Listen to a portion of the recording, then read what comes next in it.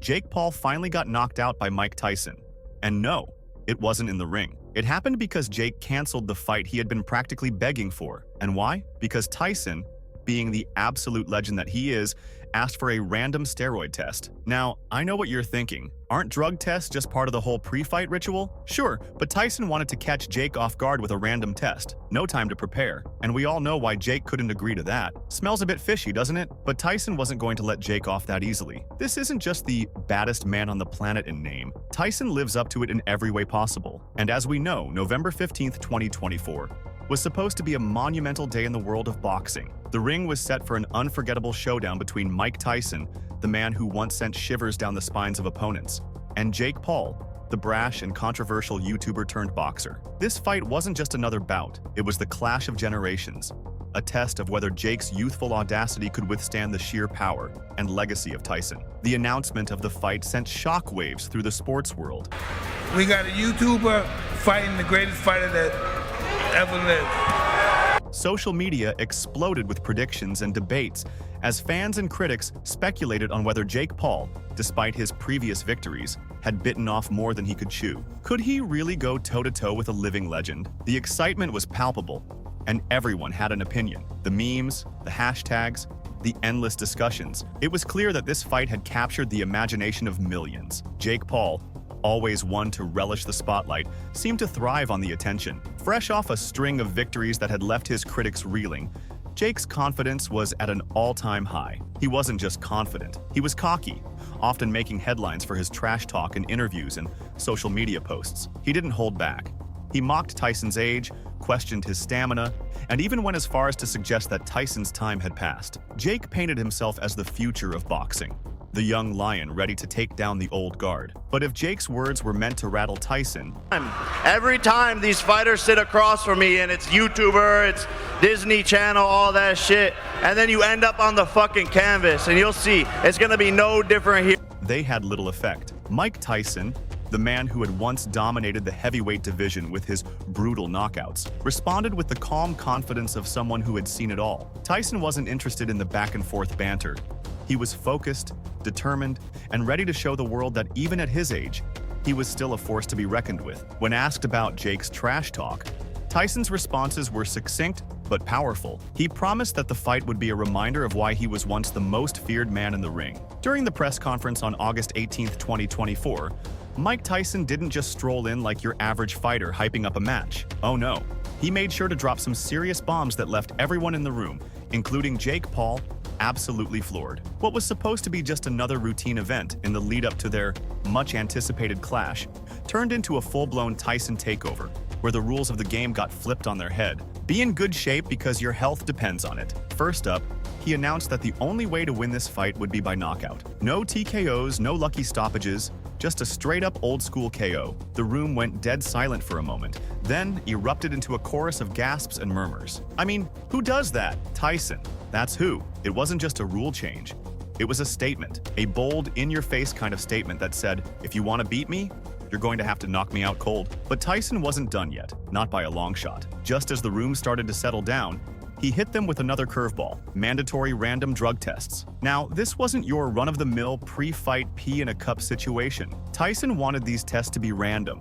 No warning, no prep time, just a surprise, it's testing time kind of deal. And let's be honest, everyone in that room knew exactly who this was aimed at. Jake Paul, the king of controversies, the guy who's had more rumors swirling around him than a tornado in Kansas. Tyson was making it crystal clear. There would be no shortcuts, no sketchy wins, and definitely no room for doubt when they finally stepped into that ring. Now, if you've been following Jake Paul's career, you know this guy's had more than his fair share of shady moments. Critics have been calling his wins into question for years, especially those TKOs that always seem to end just a little too conveniently. Rumors about bribed refs and rigged fights have been dogging him, and Tyson, being the knockout legend he is, wasn't about to let any of that nonsense taint his legacy. By scrapping TKOs and bringing in the random drug test, Tyson was basically saying, Jake, if you're going to beat me, you're going to have to do it the hard way.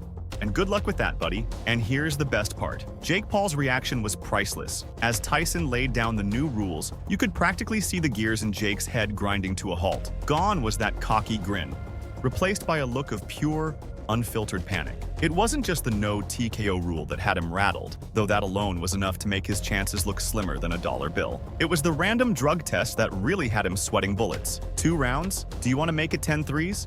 Don't talk to me about shape.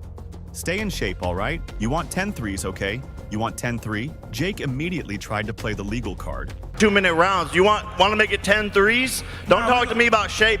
Don't talk to me about shape. Stay in shape, all right? You want 10 threes? Okay. You want 10? Whining about how Tyson's changes were a breach of their contract and how unfair it all was. But come on, Jake, we all know the score here. Back in March, when this fight was being negotiated, Jake had agreed to let Tyson call the shots. There was no fine print trickery here. Jake knew what he was getting into. His little meltdown was nothing more than a desperate attempt to wriggle out of a fight he clearly wasn't prepared for. Of course, the media had a field day with this. Headlines screamed about Jake's unease, the so-called legal drama he was trying to stir up. But anyone who's followed Jake Paul knows this playbook by heart. When the going gets tough, Jake gets distracted. It's classic Paul behavior: dodge, deflect, and distract. But Tyson, the man was cool as ice. He'd seen it all before, and he wasn't about to let Jake's antics faze him. Tyson's message was loud and clear. This fight was going to be fair, clean, and above all, decisive. No excuses, no controversies, just 2 men in a ring, and only one would walk out a winner. With tensions between these two now cranked up to 11, the stakes for this fight have never been higher. Tyson's rule changes have turned what was already a massive event into something that feels almost historic, a battle not just for bragging rights but for the very integrity of the sport itself. As the fight date creeps closer, one thing's for sure: November 15th, 2024 is going to be a night that'll be talked about for years to come. And let's be honest, Jake better hope his chin is as strong as his Instagram game, because Tyson's not messing around. Jake didn't waste a second. He jumped on social media like it was his personal boxing ring, ready to throw punches. Not the literal kind, though. His millions of followers were used to seeing the cocky, trash-talking Jake, but this time, they got a glimpse of something different. Jake was pissed. He was fuming, actually, and he let the world know that he thought Tyson had just broken the sacred rules of their fight agreement. In Jake's version of events, Tyson was the bad guy, changing the rules to sabotage his chances of winning. Apparently, Tyson had rigged the whole thing to make sure Jake had no shot at victory, or at least, that's what Jake wanted everyone to believe. Of course, the media ate this up like it was the juiciest scoop in town. Headlines screamed about Jake's accusations. Whatever, wherever, whenever, I don't give a fuck, so it's all talk. And analysts couldn't resist dissecting every word, trying to figure out if there was any truth to his claims, or if Jake was just playing his favorite role. According to Jake, the no TKO rule was a sneaky move by Tyson to remove any chance Jake had of sneaking in a win. And the random drug tests? Jake painted them as a low blow. And that's when Jake's frustration hit a boiling point. His social media feeds turned into a non-stop barrage of posts accusing Tyson of everything under the sun, rigging the fight, trying to ruin his career, you name it. Jake's fans, always ready to back their guy, rallied around him at first, but even they started to have doubts. Was Jake really worried about fairness, or was he just looking for an escape route? The answer came soon enough. After days of ranting and raving, Jake dropped the bombshell. He was canceling the fight. Yep, the fight everyone had been buzzing about. The one that was supposed to be the biggest of his career. It was off. The boxing world was stunned. What started as a beef over rule changes had spiraled into a full-on crisis. Get talking. With the fight now dead in the water. And for a lot of people, Jake's decision to cancel wasn't just shocking. It was an admission of defeat, not in the ring, but in the court of public opinion. Logan Paul, being the showman he is, didn't hold back. He launched into this story about how Jake, before all the YouTube fame and boxing antics, had dreams of becoming a Navy SEAL. Yes, you heard that right. Logan wanted us to believe that Jake, the same guy who made a career out of pranks and viral stunts, once harbored ambitions of becoming a hardcore military operative, Logan declared, addressing Tyson directly in the interview. Like this was going to be the mic drop that convinced everyone Jake was more than just a loudmouth with a big social media following. According to Logan, Jake's high school years were filled with fantasies of serving his country, ready to go full Rambo and defend the nation. But here's the thing, trying to picture Jake Paul as a Navy SEAL. Mike, like he wanted to be a Navy SEAL before he started boxing. Like in high school, he wanted to be a Navy SEAL. He wanted to go kill people on behalf of his country. Was like trying to imagine a cat swimming the English Channel. The guy who became famous as a Disney Channel star and then transitioned into a YouTube prankster wasn't exactly what you'd call SEAL material. Sure, Logan was out there swinging hard, trying to recast Jake as some disciplined, tough-as-nails warrior. And Tyson? Oh, Tyson wasn't having any of it. In true Mike Tyson fashion, he brushed off Logan's defense like it was just another annoying fly buzzing around. Tyson's dismissive response was a stark reality check for anyone who might have been buying into Logan's narrative. While Logan was busy trying to convince the world that Jake was some kind of hidden warrior, Tyson wasn't buying a word of it. He's been around the block too many times to fall for that kind of talk. For Tyson, the fight was about skill, power, and who could deliver when the bell rang, not about who could spin the best story beforehand. Hit me, put my chin out there and let him hit me, no. What is your biggest concern going into the fight? Is it your gas tank? No, I'm doing really well. As Tyson defended the WBA and WBC versions of the heavyweight championship at the Las Vegas Hilton Outdoor Arena. Tyson had won the WBA belt in a largely dull 12-round victory just 2 months earlier over James Bone Crusher Smith. That's where the dynamic WBC champ had struggled, with Smith repeatedly grabbing and holding him every time he got close. Still, Tyson landed far more of the clean punches over the 12 rounds, and there was no dispute that he deserved the decision.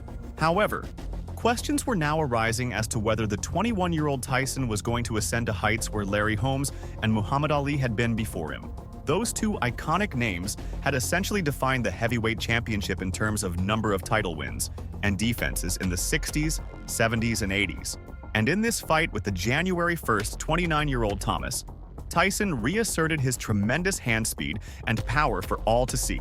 Finally, after a lengthy delay at the end of the 5th round, where Thomas needed a new left glove put on because his original one was damaged, Tyson moved in for the kill. Just a minute into the 6th round, he rocked Thomas again with an uppercut. Oh, good work, good work, good work. Let's go, let's go, let's go, let's go.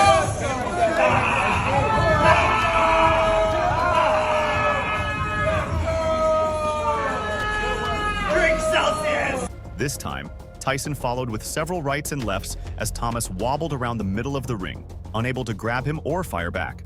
Tyson finally landed a solid right, and with Thomas's guard down at his waist, a booming left sent him spilling over his left side and onto his back. Legendary referee Carlos Padilla administered a count, but it wasn't necessary as Thomas didn't beat it. And Thomas's Hall of Fame trainer for the fight, Angelo Dundee, had already jumped into the ring to make sure the fight would be stopped. The victory pushed Tyson's record at that time to 30-0 with 27 knockouts. And just 2 months later, Iron Mike was back in the ring, wiping out Tony Tucker over 12 rounds to capture the IBF version of the title. Thus, he became the first undisputed heavyweight champion since Ali held all of the belts in the 1970s. Tyson would go on to defend the undisputed championship 6 more times, including a brutal KO of Holmes in January 1988. However, his seemingly unstoppable career got derailed in February 1990, when Buster Douglas pulled arguably the greatest upset in the history of boxing. So you got to make it do it because you know what? I'm looking jab. So if I be jabbing, you gonna try to hit me right. Knocking Tyson out in the 10th round in Tokyo, Japan. In the sparring session, Mike seemed to work more on his defense than attack. He hid the most ferocious part of himself and saved it for July 20th. While it's a sparring session and there aren't really winners, Tyson defended more, while Jake unleashed his attack. Tyson's defense was just good enough to downplay the effectiveness of Jake's punches. When Tyson attacks in the matchup, it can only be hoped that Jake neutralizes his punches. While Tyson has mostly been on the receiving end of countless accolades, Paul has also had his fair share of impressive victories. Paul's first fight was against YouTube star Anis Gibb, who actually had boxing experience thanks to 2 amateur bouts, but Paul was able to knock him out convincingly. His second and third fights went the same way. And even when Paul wasn't winning by knockout, his hard punches were a major force that ensured he delivered a significant blow to his opponents. Only a few world-class boxers, like the one Jake Paul will be facing on the 20th of July, have the ability to deliver such damaging blows in the ring. Jake Paul also has a talent for the lead hand hook, which was noticeable from his very first fight. Let's work, let's work! Yeah!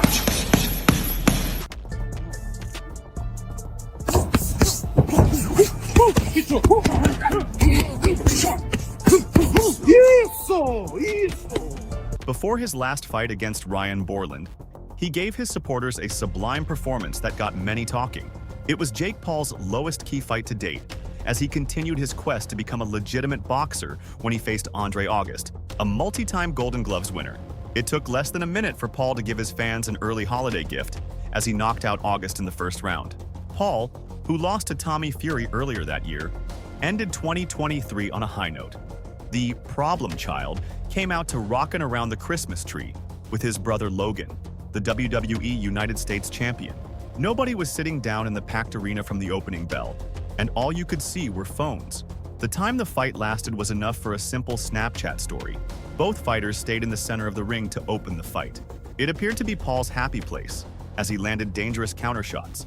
August went for a hook, and that was all Paul needed to land a counter right uppercut to take him out. The crowd erupted when Paul got his hand raised. "I said first round knockout all week. I manifested it," Paul said. He went night-night. "I don't know what I proved tonight. I'm just gonna do me." He didn't even last 2 minutes. "All I wanted to do was give you a knockout for Christmas." Paul said his next move will be revealed next week. So you got to make it good because you know what? I'm looking jabbing. So if I be jabbing, you gonna try to get me right. He did mention he wants to face opponents with the skills of August, and money fights are always on the table. It should be noted that rival KSI had a live-streamed sparring session timed to clash with Paul's event. However, while some fans cheered on Jake for his promising talents, others had nothing but praise for Mike Tyson, as well as his trainer Rafael Cordero, who was known to be an MMA legend and renowned trainer. Even UFC commentator Joe Rogan was in awe after watching the sparring clip of monstrous Tyson and his coach Rafael Cordero. Rafael is a world-renowned trainer. When you see him holding the mitts for Tyson and Tyson smashing the mitts, like Jesus, that guy can still knock you out. It's not just a match between two boxers, it's a sparring battle as well, and both have proven to be the best in their respective ways. July 20th will reveal the answer. Hit the like and subscribe button, and turn on notifications to keep getting the best updates on the top actions in the world of boxing. Until next time, peace out.